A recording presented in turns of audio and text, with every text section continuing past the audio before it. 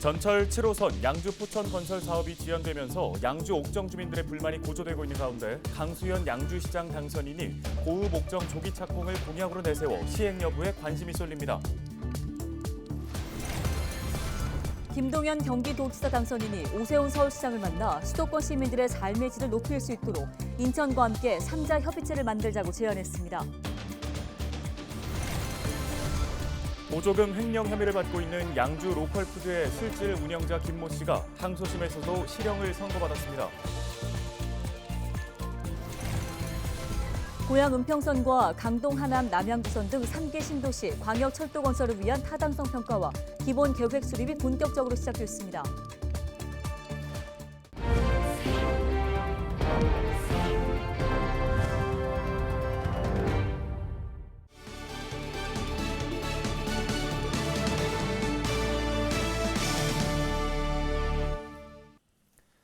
시청자 여러분 안녕하십니까? 헬로티비 뉴스입니다. 양주 옥정 신도시 주민들의 가장 큰 관심사는 7호선이 언제쯤 내 집 앞으로 들어오느냐입니다. 고읍까지 오는 7호선 노선은 현재 건설 중이지만 고읍에서 옥정을 잇는 구간이 주민들의 걱정거리인데요. 네, 강수현 양주시장 당선인은 지난 선거 기간 이 구간을 최대한 빨리 착공하겠다고 밝혔습니다. 이 공약 과연 실현될 수 있을까요? 이지훈 기자가 현장 취재했습니다. 7호선 옥정에서 포천 광역철도 사업은 양주 고읍동에서 옥정지구를 거쳐 포천시 군내면까지 17.2km를 철도로 건설하는 사업입니다. 당초 경기도는 올해 상반기 안에 이 구간 설계에 착수할 예정이었으나 기획재정부 사업비 협의 절차부터 꽉 막혀 있습니다. 양주시 옥정지구 주민들은 마음이 급합니다.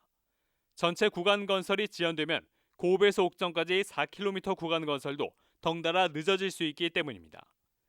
거기 입주하는 분들은 다 7호선이 거기 들어오는 걸로 알고 분양받고 입주를 했다고요. 그런데 실제 와서 보니까 장거리까지만 들어오고 여기는 그 다음은 언제 될지 모른다. 막연하다. 자기들은 완전히 사기당한 것 같다. 이제 그러는 거죠. 상황이 이렇자 고읍에서 옥정 구간 분리 시행에 대안으로 떠오릅니다. 국민의힘 강수현 양주시장 당선인은 이를 공약으로 채택했습니다.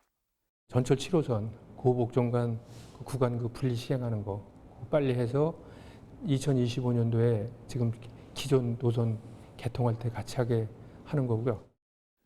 앞서 윤석열 대통령 역시 7호선 고읍에서 옥정 구간을 분리 시행해 2025년 도봉산 옥정 연장선과 동시 개통하겠다고 약속한 바 있습니다. 하지만 사업 시행자인 경기도는 분리 시행에 부정적인 입장을 고수했습니다.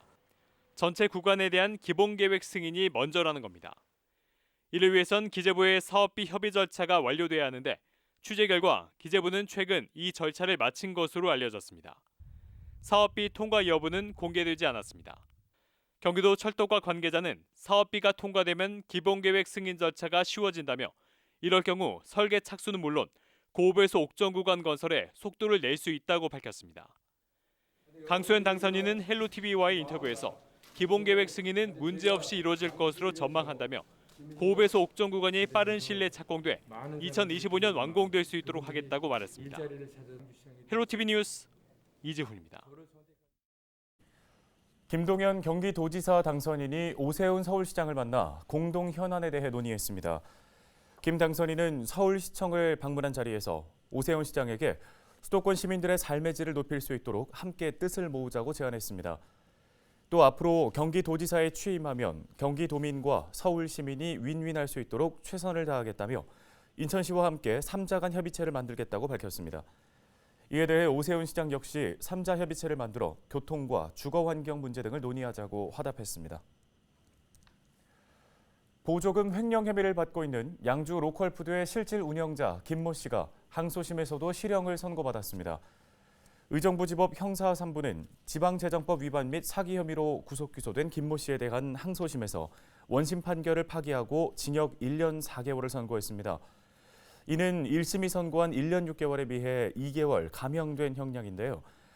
항소심 재판부는 피고인이 부정한 방법으로 교부받아 편취한 보조금의 액수가 적지 않고 다수의 피해자로부터 편취한 돈이 적지 않다며 양형의 이유를 밝혔습니다. 김 씨는 양주시 농업회사법인 주식회사 로컬푸드 1, 2호점의 실질적 운영자로 경기도와 양주시로부터 보조금 2억 9,100만 원을 편취한 혐의로 구속 기소됐습니다. 다음은 한 주간의 경기도 소식을 정리해드리는 주간 경기도 시간입니다. 경기도 3기 신도시의 핵심 교통 인프라인 광역철도가 본격적으로 추진됩니다. 또 1기 신도시의 주민 대부분이 거주 아파트에 재정비가 필요하다고 인식하는 것으로 나타났습니다. 김호 기자가 정리했습니다. 3기 신도시 광역철도인 고양 은평선과 강동 하남 남양주선이 본격 추진됩니다. 경기도는 내년 하반기 기본계획 승인을 목표로 고양 은평선과 강동 하남 남양주 광역철도 건설을 위해 타당성 평가와 기본계획 수립 용역에 들어갔다고 밝혔습니다. 고양 은평선 광역철도는 1조 4,100억 원이 투입돼 서울도시철도 6호선 세전역을 기점으로 창릉 신도시를 지나 고양시청까지 13.9km를 건설하는 사업입니다. 해당 노선은 서울도시철도 3호선과 6호선, GTX-A 노선과 연계해 고양권역과 서울시를 연결하는 광역 대중교통의 중추적인 역할을 할 것으로 전망됩니다. 강동 하남 남양주선은 2조 1,000억 원이 투입돼 서울 강동구에서 하남 미사지구와 남양주 왕숙 신도시를 거쳐 진접 2지구까지 18.1km를 연결하는 노선입니다. 사업이 완료되면 경의중앙선과 경춘선, GTX-B 노선과 진접선과의 환승체계 구축으로 경기 동북부 지역의 발전을 이끌 것으로 기대됩니다. 경기도 1기 신도시 주민 대부분이 거주 아파트에 재정비가 필요하다고 생각하는 것으로 나타났습니다.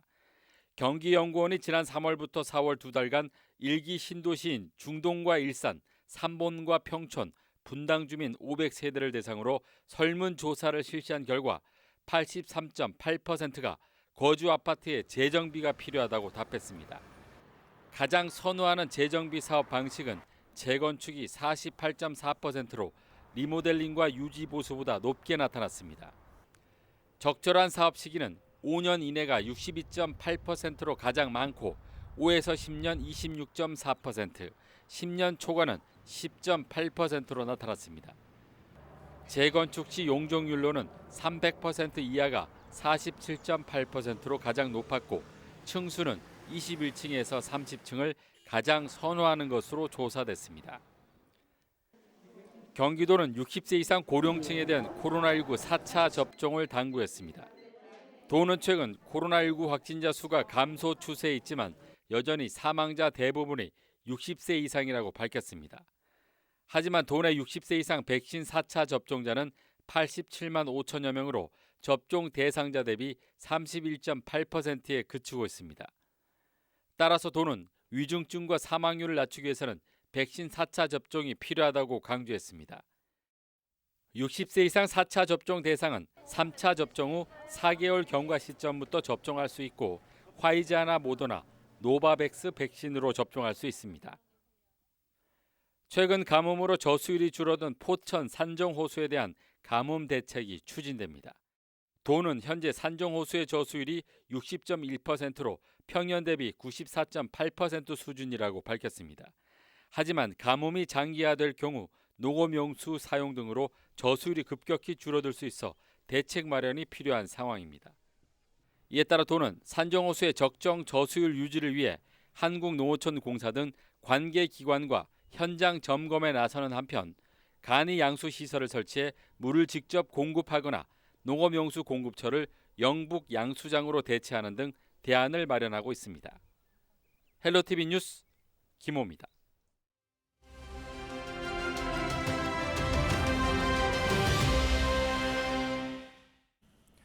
다음 소식입니다. 원숭이 두창 해외 창궐 소식에 우리나라에도 유입되는 게 아닐까, 제2의 코로나가 되진 않을까 고민이 깊습니다. 그렇다 보니 원숭이 두창에서 확인되는 작은 수포 하나에도 깜짝 놀라게 되는 요즘입니다. 네, 주목해야 할 감염성 질환들, 의정부 을지대병원의 박경창 피부과 교수를 전화 연결해서 들어보겠습니다. 교수님 안녕하십니까? 예, 안녕하십니까? 예, 원숭이 관련된 이런 보도를 보면 그 물집성 발진이 두드러진 것으로 보이고 있는데요. 그렇다 보니 저희 앞서 전해드린 것처럼 뭐 작은 수포 하나만 발견이 돼도 혹시 이게 원숭이 두창은 아닌지 좀 이런 의심이 드는 것 같습니다. 관련해서 감염성 피부 질환들에 대해서도 좀 관심이 가는데요. 이 원숭이 두창과 좀 비슷한 증상을 보이는 다른 질환들이 있을까요?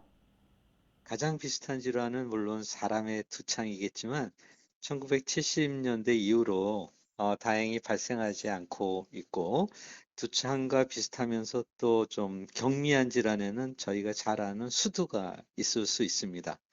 그 외에 전혀 다른 종류의 질환이지만 농가지인 같은 경우도 비슷한 증상을 보일 수 있습니다. 네, 말씀하신 수두 같은 경우에는 그렇게 낯선 질환은 아니잖아요. 그런데 성인도 수두에 걸릴 수가 있고 또 걸렸을 때 상당히 위험할 수 있다라는 얘기를 들었습니다. 설명 좀 부탁드리겠습니다.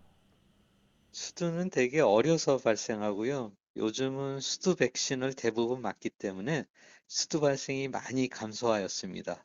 그런데 이런 수두가 성인에서 발병하면 증상이 매우 심하게 나타나기 때문에 수두라고 진단하기 어려운 경우도 많고 고열이 나고 피부도 흉물 남기기 쉽습니다. 폐혈증, 폐렴 등과 같은 전신적인 합병증이 나타날 수 있기 때문에 고열과 함께 수포가 발생하면 병원에 즉시 오시는 것이 좋겠습니다. 네, 이런 감염성 피부 질환들이 특히 이제 여름에 더 잦게 발생하는 것으로 알고 있습니다. 좀 기억해야 할 수칙들이 따로 있을까요? 피부의 감염성 질환들은 대개 상처에서 나오는 진물을 통해 병이 전파되는 경우가 많기 때문에 진물이 정상 피부에 번지면서 가렵고 또 치료도 잘 되지 않게 됩니다. 따라서 평소에도 중요하겠지만 감염성 질환의 상처는 청결하게 하고 진물을 즉시 제거해 주어야 치료가 효과적으로 될 수 있습니다.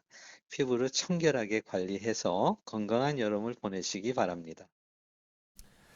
네, 알겠습니다. 오늘 도움 말씀 여기까지 듣겠습니다. 의정부 을지대병원 박경찬 교수였습니다.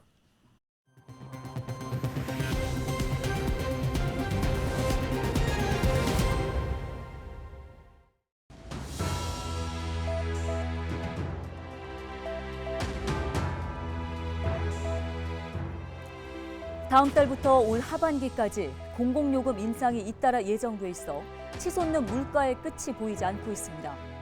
산업통상자원부는 다음 달부터 주택용과 일반용 가스요금의 원료비 정산 단가가 기존보다 0.67원 인상된다고 밝혔습니다. 가스요금의 정산 단가는 지난 5월 0원에서 1.23원으로 인상됐는데요. 다음 달에 이어서 오는 10월에도 더 오를 것으로 전망됩니다. 이렇게 되면 전기요금도 지난 4월에 인상된 데 이어서 10월에도 추가 인상이 예정돼 있습니다. 4월에 이어 10월에도 가스와 전기요금이 동반 인상되는 셈인데요. 만약 3분기 전기요금까지 오르게 될 경우 당장 7월에도 이 두 공공요금이 함께 인상되게 되는 겁니다. 러시아의 우크라이나 침공 사태 등으로 국제 가스 가격이 크게 오르면서 내년에도 가스 요금 인상은 불가피한 상황입니다. 이처럼 가스와 전기요금의 잇따른 인상으로 가계와 자영업자의 부담은 갈수록 더욱더 커질 것으로 보입니다. 데일리 브리핑이었습니다.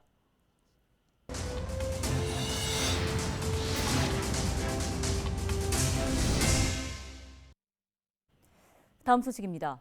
의정부 교도소에 수감 중이던 30대 남성 재소자가 숨진 채 발견됐습니다. 교정당국은 지난 10일 새벽 5시쯤 의정부 교도소 재소자 31살 A씨가 숨을 쉬지 않는 것을 동료 재소자들과 교도관이 발견해 인근 병원으로 이송했지만 사망 판정을 받았다고 밝혔습니다. 숨진 A씨는 독방이 아닌 재소자들과 함께 수감 생활을 했던 것으로 알려졌습니다.